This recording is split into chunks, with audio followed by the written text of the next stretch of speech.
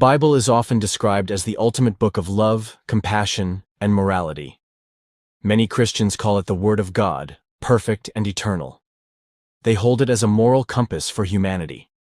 Yet, when one actually opens this so-called holy book, something quite disturbing appears. Behind the verses about kindness and forgiveness, there are other verses that promote violence, slavery, genocide, sexism, and blind obedience.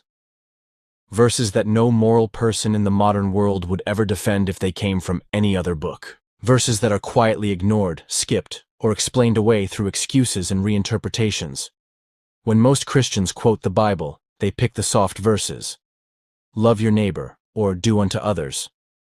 But if someone reads further, the same book commands killing that neighbor if he works on a Sabbath, or killing his children for disobedience. This selective reading is not faith. It is a moral filter. It shows that people already have their own sense of right and wrong, and they simply choose the verses that match what they already believe is good. The rest they pretend not to see. Let us look at some of those verses that almost every Christian avoids.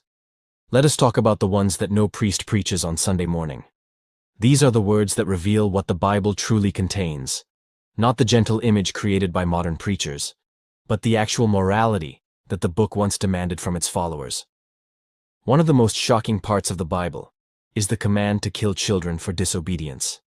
In the book of Deuteronomy 21:18-21, it clearly says that if a man has a stubborn and rebellious son who will not obey his parents, then his father and mother shall bring him to the elders of the city, and the men of the city shall stone him to death.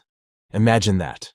A book said to come from a loving God, ordering parents to take their own child to be executed by stoning, simply because he disobeyed.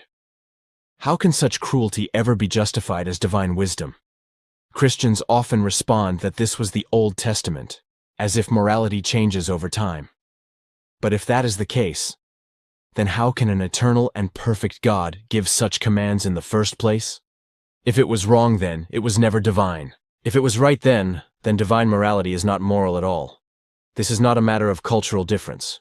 Killing a child for disobedience is evil in every century and in every society. Another disturbing example appears in Exodus 21:20-21. It says that if a man beats his slave, and the slave dies immediately, the man should be punished. But if the slave survives a day or two, there shall be no punishment, for the slave is his property.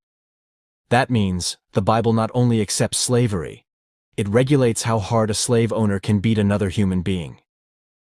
The slave is not considered a person, but property. Yet millions of Christians today claim the Bible abolished slavery, when the truth is the